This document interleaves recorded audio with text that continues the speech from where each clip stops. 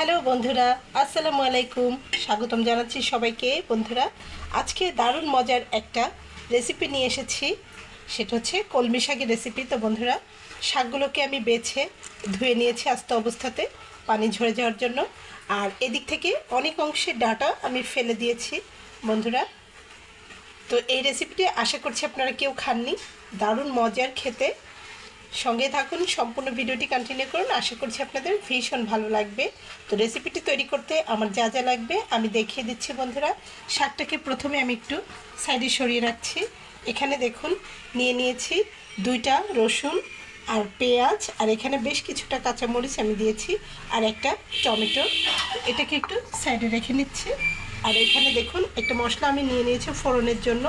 গোটা জিরা 1/2 চা চামচ পরিমাণ, এখানে নিয়ে নিয়েছি গোটা সরিষা, আর এখানে নিয়েছি শুকনো মরিচ কুচি করে। বন্ধুরা, এই হচ্ছে আমার সব উপকরণ, আমি আপনাদেরকে একসঙ্গে দেখিয়ে দিলাম। তো প্রথমে শাকগুলোকে খুব ভালো করে একদম জিরি জিরি করে কুচি করে নিতে হবে, আর গোটা অবস্থাতে ধুয়ে নিতে হবে।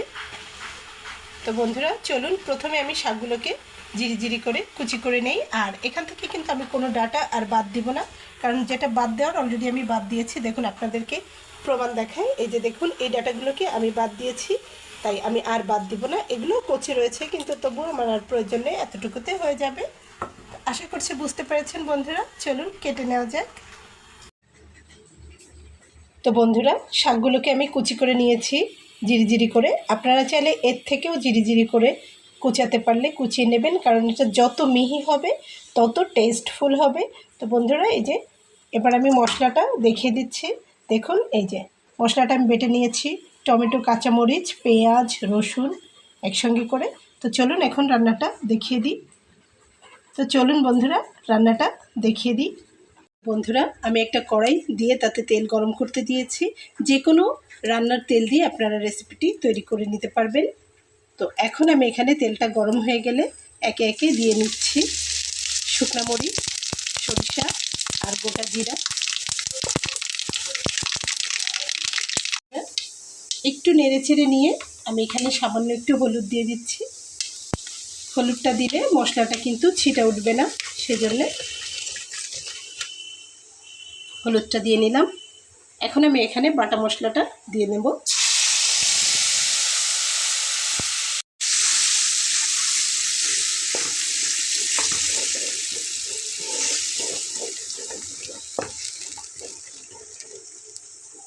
তো বন্ধুরা, এখন আমি একে একে এখানে লবণ হলুদ সব অ্যাড করে দেব।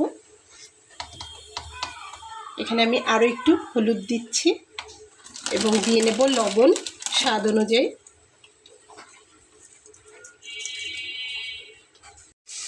তো বন্ধুরা, এখানে আমি একটু কাশ্মীরি লাল মরিচের গুঁড়া দিয়ে দেব, শুধুমাত্র সুন্দর একটা কালার আসার জন্য।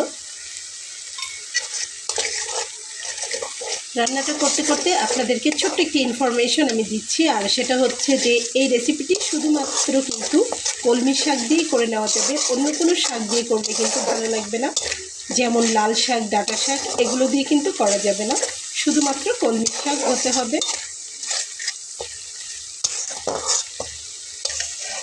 মশলাটাকে আমি খুব ভালোভাবে কষিয়ে নেব, একদম ভাজা ভাজা করে।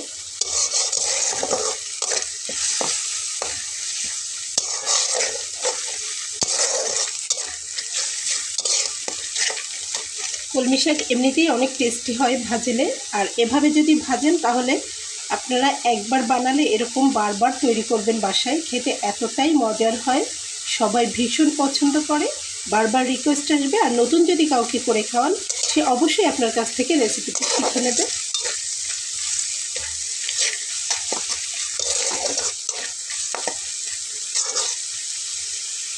তো বন্ধুরা, মশলাটা কিন্তু ভাজা ভাজা হয়ে গেছে।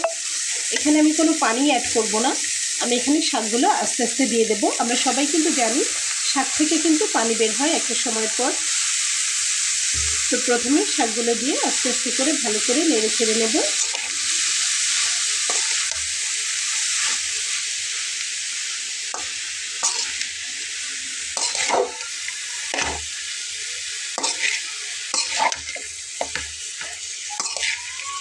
খুব ভালো করে মশলাটার সঙ্গে মিলিয়ে নিলে সুন্দর সেট হয়ে যাবে।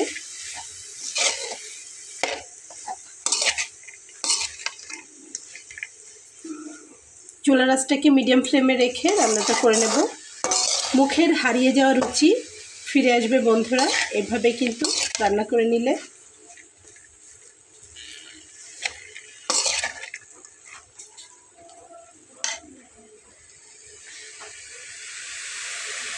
তো বন্ধুরা খুব ভালোভাবে আমি নেড়ে চেড়ে মিলিয়ে নিয়েছি, হালকা হালকা কিন্তু পানি ছেড়ে দিচ্ছে। তো এরকম পর্যায়ে এসে একটা ঢাকনা দিয়ে ঢেকে দেব, তাহলে কলমি শাকের যে ডাঁটাগুলো রয়েছে এগুলো কিন্তু সুন্দরভাবে সিদ্ধ হয়ে যাবে।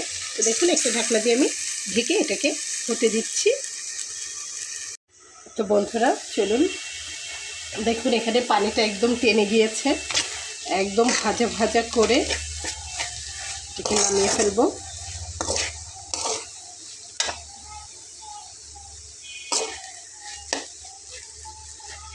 দেখুন বন্ধুরা রান্নাটা কিন্তু কমপ্লিট হয়ে গেছে, আমি আপনাদেরকে পরিবেশন করে দেখিয়ে দিচ্ছি।